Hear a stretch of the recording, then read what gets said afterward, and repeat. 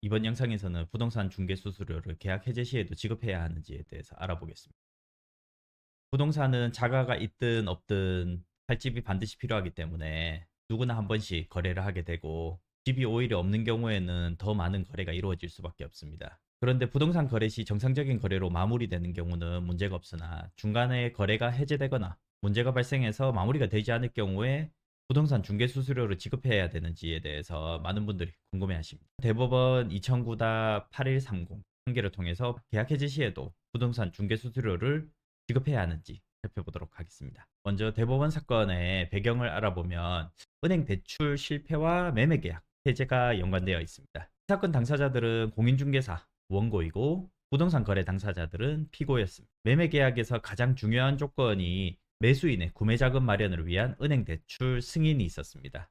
사건 진행 과정을 살펴보면, 매매 계약에서 가장 중요한 조건은 매수인이 구매 자금을 마련을 하는 은행 대출 승인과 관련된 부분이 있었습니다. 당초 공인중개사는 대출 알선 서비스를 약속을 했으나, 계약 진행 과정에서 대출이 어렵게 되자 포기하게 됐습니다. 이후 매수인이 직접 여러 금융기관을 알아보면서 대출 승인을 받으려고 노력했지만, 결국 대출이 거부되면서 매매 계약은 당사자들 합의에 의해서 해제가 되었습니다. 이러한 상황에서 공인중개사는 중개행위를 수행했으니 중개수수료를 지급받을 권리가 있다고 주장을 했고, 거래 당사자들은 거래계약이 성사되지 않았을 뿐만 아니라 그 거래계약이 성사되지 않은 원인 중에 일부가 중개사의 역할, 특히나 제공하기로 했던 대출 서비스에 대해서 이루어지지 않았기 때문에, 계약 성사가 이루어지지 않은 것이기 때문에 지급을 할 수 없다라고 반박을 했습니다. 관련 법률 조항을 살펴보면, 부동산 중개 수수료에 관해서는 공인중개사법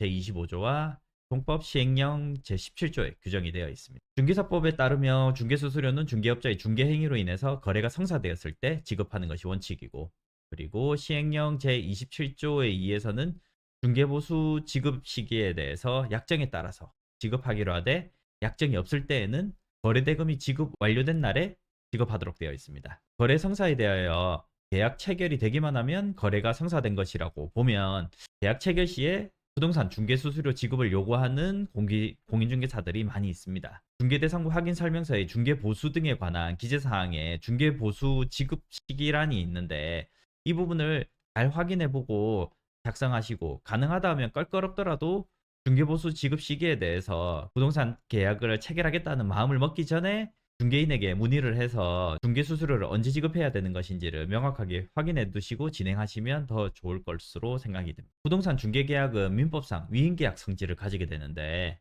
수임인, 즉 중개업자가 위임 사무에 처리한 결과 목적을 달성했을 때 보수 청구권이 발생한다는 것이 판례의 일관된 입장입니다. 따라서 단순히 중개 행위를 하였다는 사실만으로 수수료 청구권이 발생하는 것은 아니고, 그 중개행위 결과로 계약이 유효하게 성립이 될 뿐만 아니라 이행 가능한 상태에 되어야지 중개수수료를 청구할 수 있게 되는 것입니다. 일반적으로 계약 체결은 무조건 거래 성사라고 보는 생각들도 있지만, 계약이 유효하게 성립했을 뿐만 아니라 이행이 가능한 상태까지 도달을 해야 된다는 점에 있어서 유의하시면 되겠습니다. 법원의 판단을 보면, 항소심에서는 이 사건 은행 대출 승인이 매매 계약 핵심 조건이었음을 인정했고, 공인중개사가 당초 약속했던 대출 알선 역할을 포기했을 뿐만 아니라 이후 매수인의 개별적인 노력에도 불구하고 대출이 성사되지 않아서 계약이 해제된 점을 중요하게 고려를 했습니다. 법원은 중개업자가 계약의 핵심 조건 달성에 충분히 기여하지를 못했고, 결과적으로 계약이 성사되지 않았으므로 중개수수료를 청구할 수 없다고 판단했습니다. 대법원에서도 하급심 판단을 정당하다고 인정하면서,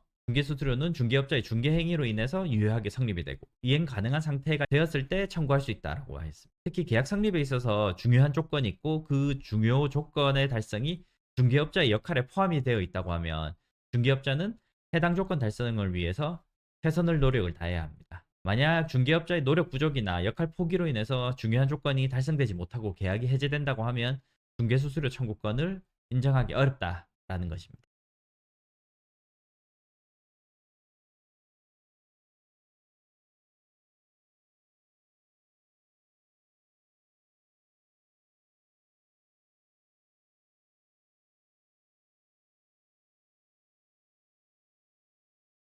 실무상 주의해야 할 사항을 한번 알아보면, 중개업자는 중개계약 체결 시에 자신의 역할과 책임 범위를 명확하게 정의해 두시는 것이 좋겠습니다. 특히 대출할선이라든지 각종 뭐 인허가 확인, 권리관계 조사 등 계약 성사에 있어서 중요한 업무들에 대해서는 구체적으로 약정하는 것이 필요합니다. 최근 들어서 과거보다 대출이 까다로워지고 임대차 관계에 있어서도 전세자금 대출이라든지 또 임대사업자인지 아니면 전세보증금에 대해서 보증이 이루어져야 된다든지 여러 조건이 충족되어야 하는 부분이 있고 이러한 조건들이 모두 충족되어야지 임대차 계약이 마무리되는 경우들도 있으므로 명확하게 공인중개사가 책임을 져야 하는 부분이 어디까지인지 임차인이 책임을 져야 하는 것이 어느 부분인지 사전에 명확하게 고지를 한다든지 특약사항에 기재를 해둠으로써 분쟁을 줄일 수 있을 것으로 보입니다. 거래 당사자들도 부동산 계약을 할 때 중개 계약을 함께 체결하는 것으로 볼 수 있는데 중개 수수료 지급 조건이나 부동산 매매 계약이나 임대차 계약 시에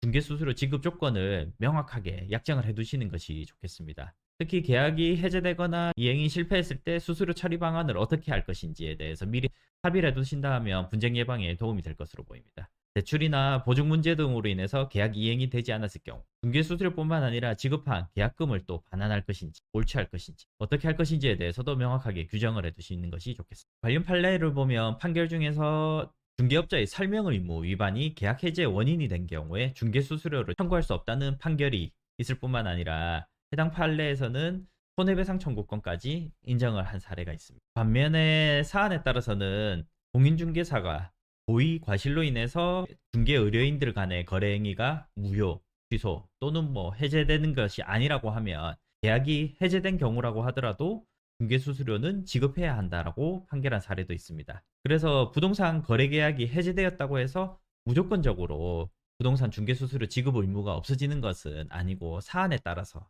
특히 계약 내용에 따라서 달라질 수 있다는 점에 유의를 하셔야겠고 오늘 설명드렸던 대법원 판례의 경우에 있어서는 대출이 거래의 중요 부분이었다라는 점에 있어서 대출이 일어나지 않아서 계약이 해제됨에 따라서 부동산 중개 수수료를 청구할 수 없게 되었다. 이런 부분을 명확하게 인식하시고 혹시나 유사한 사안이 발생했을 경우에 명확하게 부동산 중개 수수료를 지급할 필요가 없다라고 주장을 하시든지 아니면 지급을 해야 되겠다고 판단이 서신다 하면 적절하게 부동산 중개 수수료를 협의를 해서 적정한 금액으로 마무리하실 수 있도록 하는 것도 필요하다고 보입니다. 지금까지 설명을 드렸습니다.